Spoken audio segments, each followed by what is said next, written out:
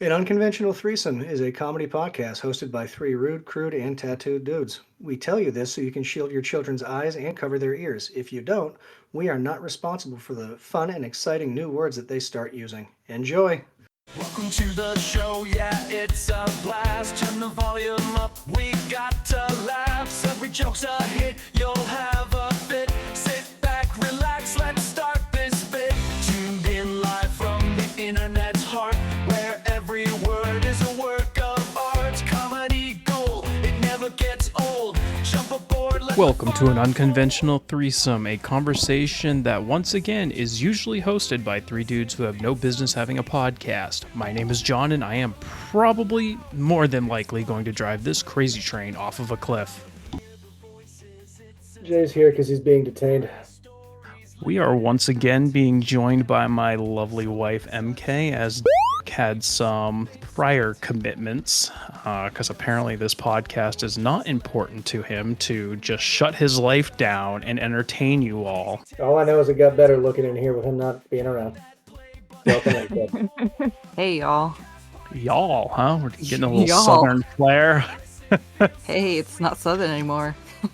If this is your first time joining us, this is a podcast where we just kind of sit around and bullshit with each other and talk about nothing in particular. Some of the topics can be conceived as controversial in the widest of senses, but most of them are pretty mundane. You guys ready for the first topic? Heck yeah. Yes, please. All right, motherfuckers. Cake or pie? Go. I'm going to get outvoted, but as much as pie is wonderful, there's just a place for cake. And if somebody handed me a slice of birthday pie, I'd punch him the fuck over his gotta be cake. And you don't have a wedding pie, you have a wedding cake. Have you not been to the weddings where they have the donut boards, where they just completely eliminated cakes and just put up pegboards full of donuts? I'm sorry. Donuts are a cake. Yeah. No, I haven't seen that. I'm a fan of pie, I will tell you. My A1C will tell you. My doctor will tell you. I dig pie too. But you can't get rid of cake. Sometimes you just feel like cake. Wait, is this... We have to choose one and get rid of the other? Yeah. Oh my goodness. It wasn't cake and pie. That would have been a better decision. But cake was. I didn't realize we had to get rid of the other option. Put it in the trash. I'm going with pie because I love berries and fruit, and as long as that's not canned beforehand or frozen beforehand, it's totally delicious. Can't live without it. There is nothing wrong with frozen fruit, because in a pie you're reducing it down anyways. So you got to, put it in the saucepan and let it reduce, and then you throw in your 9 gallons of sugar.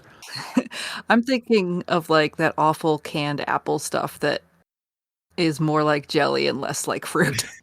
The cherries, yeah, those are delicious. For me, I gotta tell you, first off, I joke about it, but one day I think we should all do it. If there's enough insulin standing by. I want to do the sheet cake challenge. So yeah, like just get a sheet cake and have at it. And I choose the frosting, because if it's buttercream, I'm out. And let me tell you a funny buttercream story. So, in a previous life, I had a job that had me doing deliveries around the city. And I had other people I worked with at the same time. And a lot of the places we went to, offices, etc., whether they had birthdays, whether it was like a customer appreciation day, they would have cake. And a friend of mine, close friend now, he was the new guy at the time. He had an aversion to frosting. And it was fucking hysterical because he was supposed to be learning and training with me. So every time we'd go into a place and they had that stuff, I'd grab it, throw it in the back of the rig with him and be like, you better eat that fucking cake before the next stop. No, I can't do it. And I found out later, he's like, no, seriously, my teeth are going to rot out of my fucking head. I never eat frosting because just the sugar. I can just imagine my teeth falling out of my head. And every time I have frosting now, I think about him. And he's probably going to listen to this, so I hope he gets a kick out of that one. Yeah. Nice. I also am in favor of pie over cake. Woohoo. And the reason I say that is because not very often can you have a savory cake. Carrot cake teeters on the edge of savory, but even then it's still super sweet. You can have quiche, you can throw some bacon in pie, ham, eggs, vegetables, and then you could also have the other side of it where it's sweet. And your cherry pies, your apple pies, pumpkin pie, meh. Key lime pie, oh, I love key lime pie. So that is why I am on the side of pie, is just because of the diversity of it. Not to go off the reservation, but we're gonna expand a little bit based on, kind of like the, is cereal actually soup? I'm gonna say, all right, so by extension, if I get a pie plate and I get like a s'mores Oreo crust and I put a piece of fucking cake in it, is that now pie? And the cake is just the pie filling? I think I found the way we can do and now, MK. Well, like quiche is just a crusted casserole. Like that's all. Like it's not pie. So I Googled this motherfucker because I Oh knew y'all no. were going to come after me with that shit. Yes, a quiche is considered a type of pie, No. specifically a savory pie. It's Eat egg my pie. shorts. You're eating egg pie. It's a pastry crust filled with an egg custard and often includes ingredients such as cheese, vegetables, meat, or seafood. And by that logic, if you get a Pillsbury pie crust and you roll that out and you put John's shorts in it, you can eat shorts pie, is where we're at. Well, and going back to your point, MK, about the grabbing a piece of cake and putting it into a pie tin and spreading that out, or was that Jay? It was somebody. Traditionally, pie has to be baked. So I understand the ingredient of now a cake pie being spread into a tin, but are you then going to bake it again? Or is just the mashing of two ingredients and creating Okay. a sandwich? Does that mean it's not a pie until it's baked? See the wormhole we're going down here? Yeah. So here's Is what you it do. a pie before it's baked? Is a fertilized egg a baby? We don't know. Whoa, we're not going down that road. I tell you, I don't have a uterus, so I can't speak on it. Oh, I disagree. You get a pie shell and you put the raw cake batter in it and then you bake it. And now you have cake pie. Yes, something is considered a pie before it's baked. This is a curveball I didn't see coming and had not planted myself for. A pie Aha. is defined by its pastry crust and filling, regardless of whether it's been baked or not. The filling can be fruit, custard, or even meat and vegetables, and it's typically placed within or topped with pastry. And that's also something I didn't touch on was meat pie. I'm a carnivore by nature. I love any way to get both carbs and meat into my pie hole. Pie hole, motherfuckers. That's just another way for me to consume both of those at once. You don't call it a cake hole. Oh, but you could. There's no law against it. Actually, I think I have heard someone call it a cake hole before. Well, they might be an a-hole. That was a bad joke. Yeah, we're gonna glaze over that one. We'll frost over it for you. All right, so we got one cake and a couple of pies. Gotcha. Yeah. Now I'm going down a rabbit hole in Reddit about pies, so I should probably close Google here pretty quick, because Well, and nobody's going to jump out of a pie, so there's another advantage. yeah, not many little people strippers coming out of pies, unfortunately. Yeah, that is another wormhole we could go down. Let's save that for another episode. Giving all the veterans down at the Legion a heart attack when she pops out, or he. All right, let's talk about Swedish death cleaning. Oh, I love it. For those who don't know what Swedish death cleaning is basically you take everything out of your house and live in a minimalistic style. I'm gonna go first on this one, and I'm just gonna come in with my thoughts, and then I'll tell some stories behind it. But I'm not totally against it, but at the same time, I can make a argument as to why I would like to have XYZ in my house and why I still need it and things like that. So it's very hard for me to get into the mindset to just purge everything. And I'm also the type of person that, going back to my Boy Scout days, I like to be prepared. So if I can make some sort of case as to why I need to keep something, it's usually because, well, maybe I will need that in the future. And then I've had it happen before where I throw something out and then 3, 4, 5 months later, it's like, oh shit, I need to order another one off of Amazon because I threw my other one out thinking I would never need it again. On the season finale of Hoarding Buried Alive, John Yeah. is still going down this particular storyline. It's not that bad. Not yet anyways. I'm usually pretty good about keeping it manageable. But, going back to being prepared for everything, any vehicle of mine that you're going to step into, I'm going to have some level of tools in there. I'm going to have an air pump. I'm going to have a battery jump.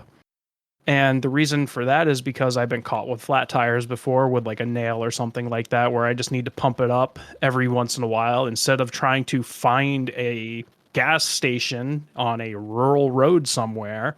I just have my own compressor in the back of the car. And it's the same with battery jumps. If I'm, getting out of work late at night and no one's around, instead of calling AAA, waiting 6 hours for them to come jump me, I just have my jump pack right there ready to go. So, I always have these types of essentials in my car specifically because I like to prepare for situations. And I think that kind of extends into the home as well, where I like to be prepared for whatever situation might come up. And a story from this last week with me and my jump pack in the car. MK and we had just gotten out of a doctor's appointment for chiropractic visit, and we were going to dinner. And I'm rolling down the road, and I just happen to see 2 vehicles in a parking lot with their hoods up, and a woman standing out in front of the vehicles looking at her jumper cables like she just staring at them. I'm like, oh God. So I pull into the gas station a few hundred feet down the road, and I turn around, and MK is like, what are you doing? I'm like, in the most dejected voice possible, helping. So I turn around and I pull into the parking lot, I roll down my window. You need a hand? So she's standing in front of her Mini Cooper. The reason why she was staring at the jumper cables is because her Mini Cooper has one positive terminal with a post and no negative terminal because it's buried under 50 layers of plastic. And so what they do is they just raise these terminals up to the top. And so there was a negative terminal. She just didn't see it because it wasn't marked as a negative terminal. And at that point, I educated her that, with the negative terminal, it doesn't actually need to be connected to the battery. You just need to be connected to any piece of metal on the car. I did my best to not mansplain it, but educate. So anyways, I get my jump pack all hooked up to her Mini Cooper, and then she's like, oh, it's that vehicle over there that needs to be jumped. I'm like, son of a bitch, you couldn't have fucking said that from the beginning. So I go over and then proceed to throw the jumper cables on that car. And then I ask her, all right, go ahead, give it a jump, try and start it. And then she spends the next 5 minutes looking for keys. And I asked her 3 times, are they in the ignition? Are they in the ignition? She's digging through her Mini Cooper. Can't find them, can't find them, can't find them. All the while having a conversation with me and asking me what I need and if I want water and if I want this and da-da-da-da-da. And trying to guess what I do for a living, including car salesman and auto mechanic, which, nope. Swing and a miss.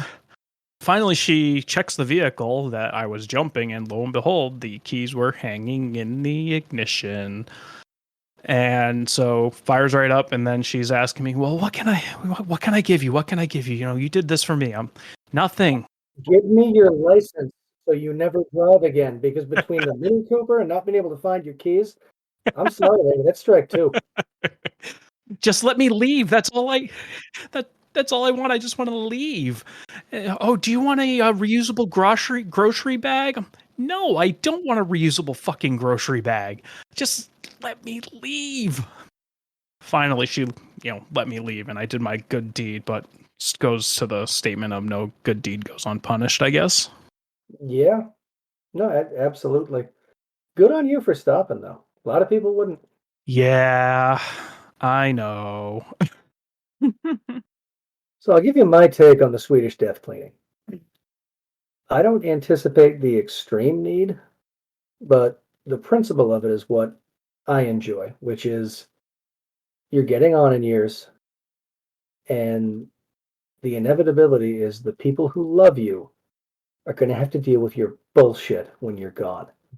And every time they touch something, they get to feel that emotion a few times. It's why the fuck did he keep this? I feel guilty throwing it out. Damn it for making me go through all this shit. And that's just entirely too much. So I would prefer to see, and I tell my own parents, I don't expect you to go down to a spork and a washcloth. That's not what I'm saying. Right. But let's make sure it's manageable and meaningful. Because my father's another one with tools in the car, tools in the garage.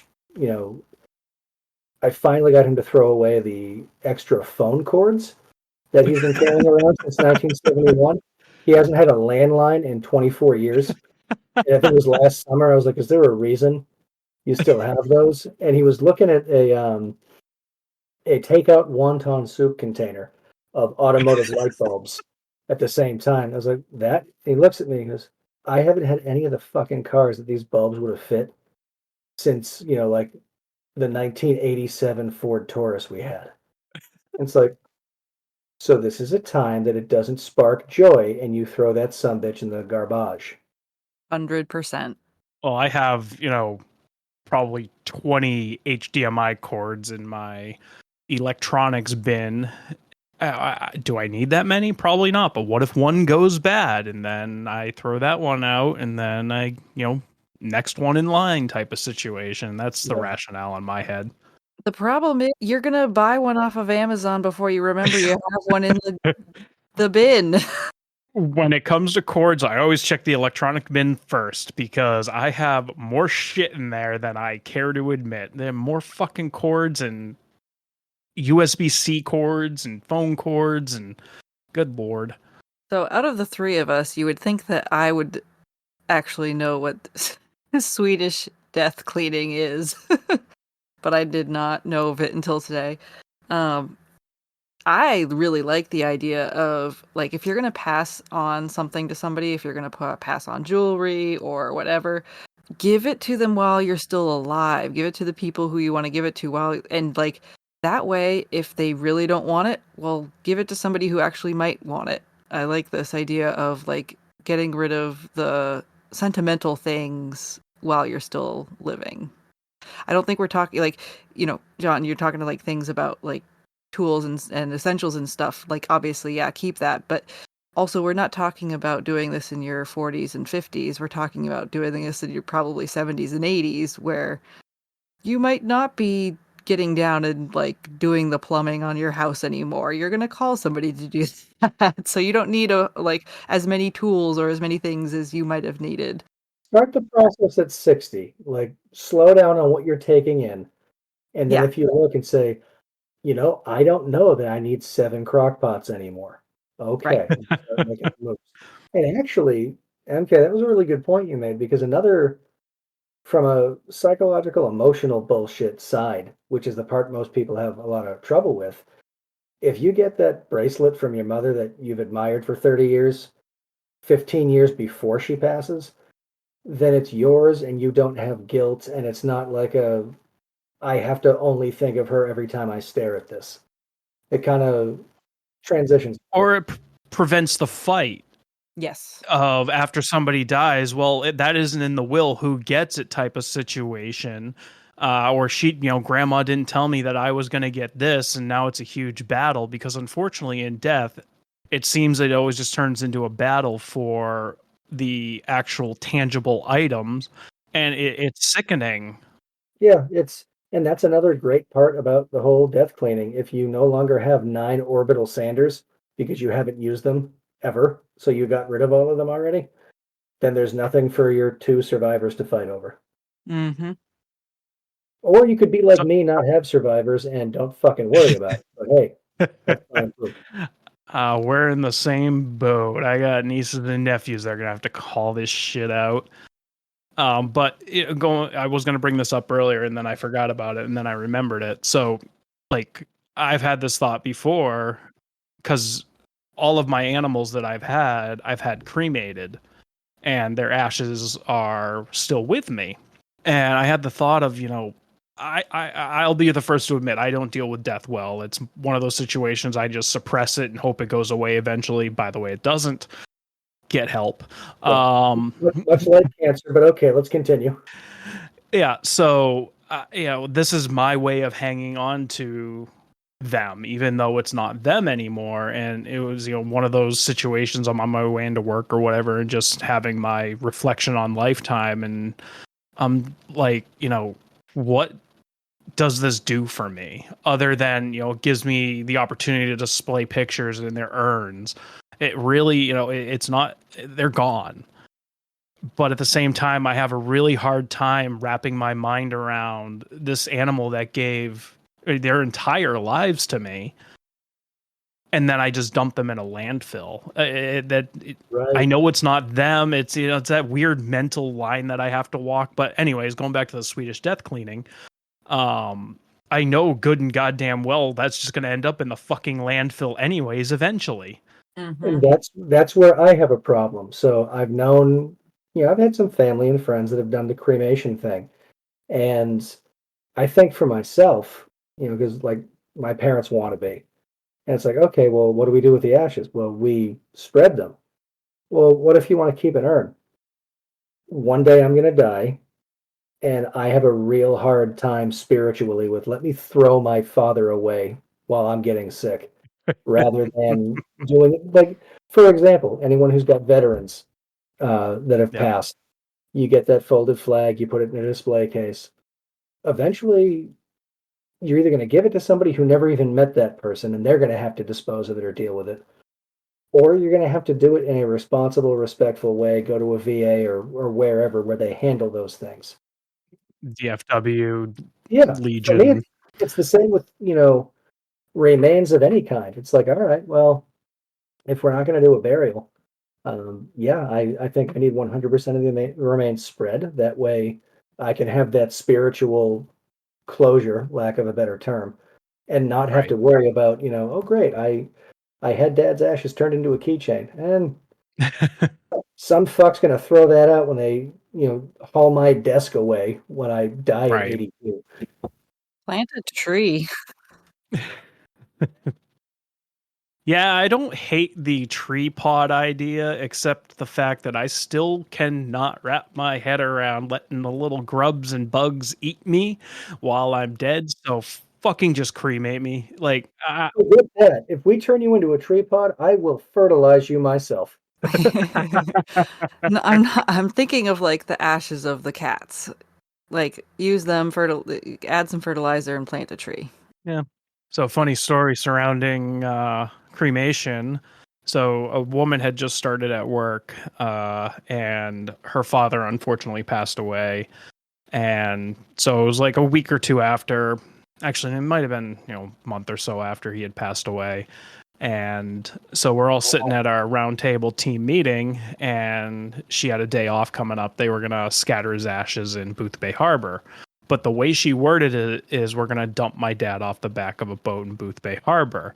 And me not having a filter and being the smartass that I am, this woman who I had just met a couple of months before, I speak up and I say, I hope your dad was cremated.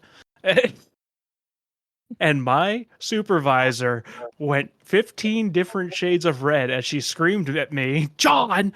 And fortunately, she had a really dark sense of humor and was perfectly fine with it. But after I came to the realization of that, of what I said, and my inside thought became an outside thought, went over to her cube right after the meeting and got so apologetic and texted her for days just apologizing. And she probably laughed and said, I needed that shit.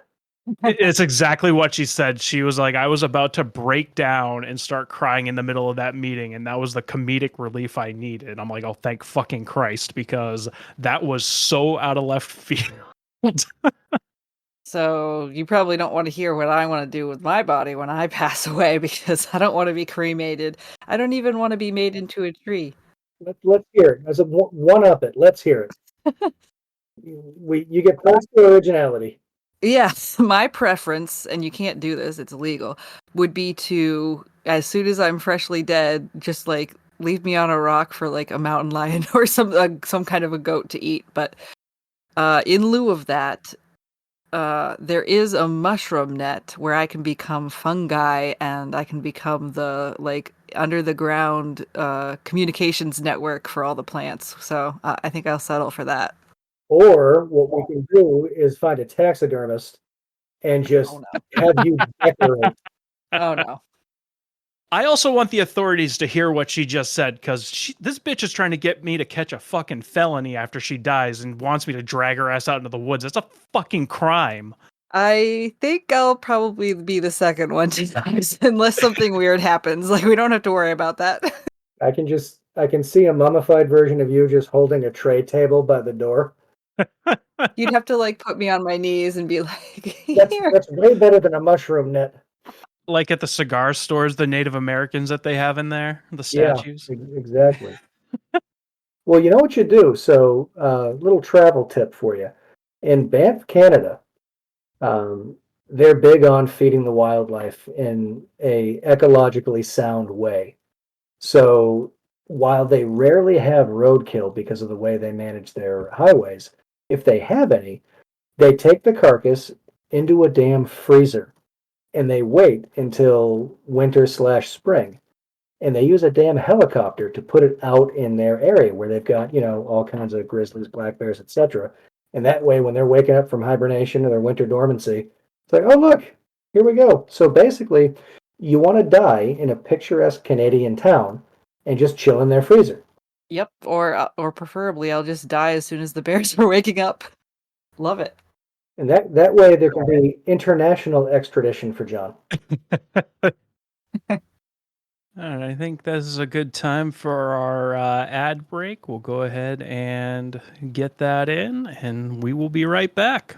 Funny stories late at night. Every episode is a treat. Get ready for something sweet. My name is Corporal Clemson T. Klitlicker, a 10-tour veteran in the United States Space Force.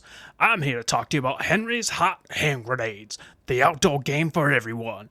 My uncle, Private Henry Hamwallet, showed us this game when we were kids, and I have now decided to show it to the world and beyond. It's a real easy game to play. What you do is you pull the pin out of the hand grenade, toss it from person to person, and the one holding the hand grenade when it goes off is the loser. Just keep on playing till there's only one person left or the police show up, whichever comes first. So head on over to your local Toys R Us or Armory and pick yourself up your own set of Henry's Hot Hand Grenades. This ad is not sponsored by any sort of real company, and the advice given in the ad is not real and some total made-up bullshit. Please don't play with live hand grenades, as they can and will kill you. Thank you, Corporal Klitlicker. Be sure to jump on down to your local toy store or armory and pick up a set of Henry's Hot Hand Grenades. Fun for the whole family.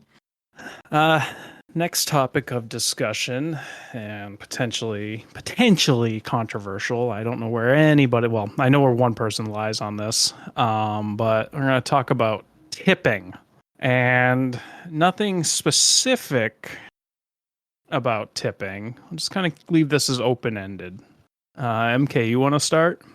Sure. Every Saturday we get 2 paninis from our local panini shop, and I think I tip them $12, which is about the cost of one of the sandwiches, so I'm paying for 3 sandwiches and getting 2. I always overtip. I will deliver for that amount. They must hate it when I go in there to pick up because they get the standard 20%.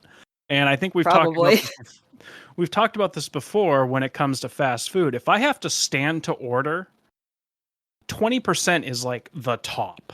Yeah. In my opinion. Yeah. take 20% off of that if I have to stand to order, and that's about my baseline. So if you have to stand to order, but they bring the food out to you, still the same case? No, see, here's the thing. I enjoy tipping, like over tipping when it's great Mhm. service, when I'm out there doing whatever, and it makes sense. I believe tipping has gotten out of fucking control. Well, Absolutely. I had a guy turn around the tablet, and the percent started at 25. Yeah, I was like, "Wow, I'm missing something here." But if I'm doing it from a drive-through, I'm not tipping. If I've got to No. stand up and order it and take it away, I'm not tipping. Um, it's rare I ever go to Commie Burger, aka Panera Bread. I wouldn't tip there either. You're making me bust my own table. Fuck you sideways. Not happening. So I am generally much like my wife, if I'm in a sit down restaurant, a over generous tipper, especially if it's good service. And it's very rare that I run into service I don't even qualify as good. There are those rare situations where I'll drop it down to 10-15%, but you got to absolutely suck to get that far. Yeah, Um, 20 is where I start at a nice sit down place. Yeah. exactly. Usually I try and, for phenomenal service, it can see 35%, maybe, I haven't dabbled to 40 yet, but 30-35 for phenomenal service. But going to your story about them flipping the tablet around. So I'm in the, Philadelphia airport, and I had like an hour layover. So I was going to go get something to eat and a drink. So I walk to a cooler, I grab a juice and a pre-made sandwich. I go to the counter. She scans it in. I hand her my debit card. She points to the tablet. And so, yeah, I put my debit card in and go through the whole rigmarole. And then it pops up for a tip. No tip. Motherfucker, you have done absolutely nothing in this transaction other than scan me out. I doubt you even made these fucking sandwiches. You had to scan yourself out. It's the same as going into like a convenience store and expecting a tip for buying 2 packs of Marlboro or giving somebody 2 packs of Marlboros. And so, anyways, I hit 0 on that tip button. And the daggers I got from her stare, she looked like she wanted to fucking kill me over the fact that she did absolutely nothing in this transaction outside of scan 2 items for me. What part of that deserves a motherfucking tip? I guarantee you were not petty enough. You said you had an hour. I did. Let's go to, we're going to call it practicing pettiness with Jay. There's going to be a free tutorial for everybody. That transaction took you 2 minutes. I would have done 28 more of them. I would have left with $400 worth of juice just so 28 times I could not tip. There was only so much I could expense on the card for work. But yeah, drive-throughs, no tip. Not that I've used one in a while, but that's not a situation where I would normally tip. Yeah, some places, the standing up rule, it works for a lot of places. There are other places where a lot of them, like seafood shacks and like beach type stuff, where it's just people are standing or there's only a couple of picnic tables. You're kind of not serving yourself, rather, but Right. you're more involved. Sometimes you wind up tipping there because it makes more sense. It's just, I hate to use the word the vibe, but the vibe. Um, so it's not really a hard and fast rule. But when I do tip, I tip as if I have entirely too much money, and when I don't, it's because it's unnecessary. Love that. Well, I remember one night MK and I were out at a, relatively expensive restaurant for the area. And it was our, I don't know, something anniversary for our how long we'd been dating. And so we were doing a tasting menu, which is super fucking expensive anyways. And so she was paying for this meal because I'm a cheap prick and kind of the terrible person because I make the woman pay. Yeah, I'm Not true. empowering woman. I'm empowering woman. That's all I'm doing.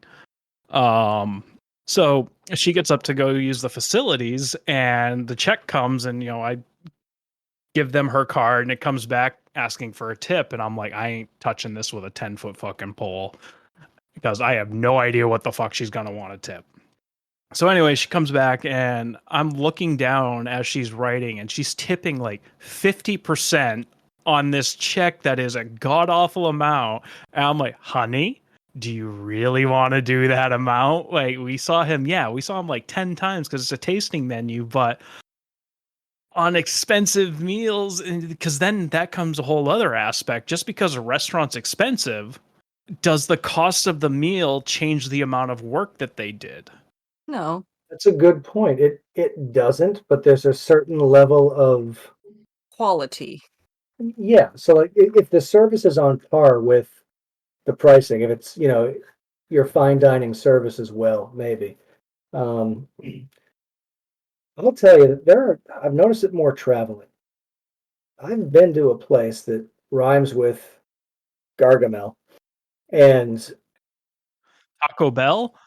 we took some tequila tours, and we, went to some different places, and even the municipal employees in the area were like asking and expecting tips. And it's like, no begging, just stop. Like, if I tip every fucking person on this island, I'm not going to be able to afford to leave. This is ridiculous. So, yeah, tipping culture has gotten completely freaking out of control. Going back to my prior point, if I'm ordering two like $150 filet mignons, I've seen the waiter 4 times. Does that constitute a $60 tip? Whereas if I go to Longhorn and I get a $30 steak, two $30 steaks for $60, see them 4 times, I don't know. The math doesn't math to me. Right. So here's the thing. You could go to the same place and get like lobster and filet mignon, or you could go to that place and get like chicken. They are making a different tip based on the meal that you chose, not necessarily on the work that you did. Correct. And I think that's asinine. If I want to order chips and dip as an appetizer and that's my meal, that's $12. So they done made, I'm not quick at math here, but $3 on my meal. But if I ordered the chicken, they've made the same amount of visits to the table, they've done the same amount of work, that's suddenly $50. Now they've got a $10 tip for literally the same amount of work, all based on the cost of the meal. Right. Which makes 0 sense to me. Maybe we just do it as, a $5 every time you visit the table. That's the new tipping of America. $5 every time you visit the table. Kind of like that idea.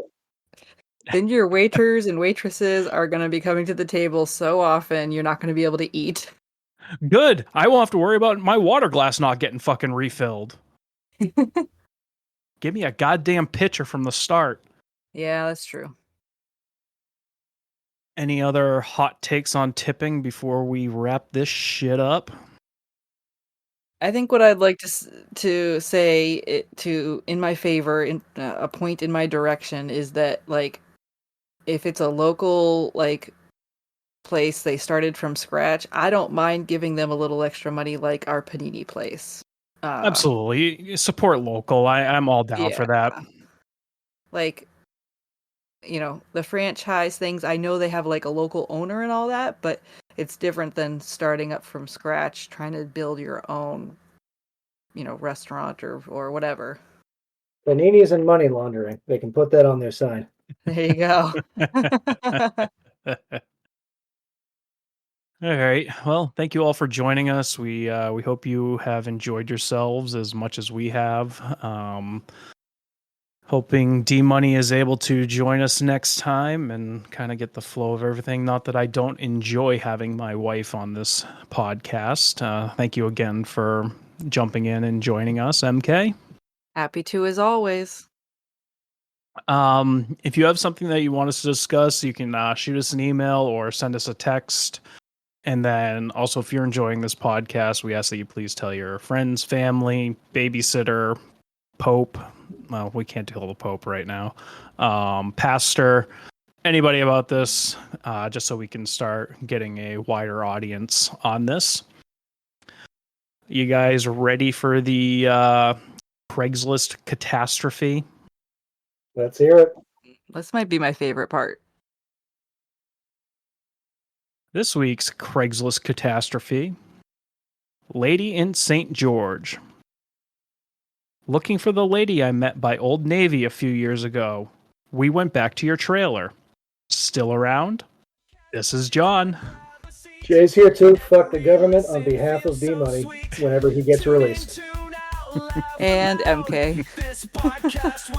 Hasta luego, bitches! Vaya con huevos.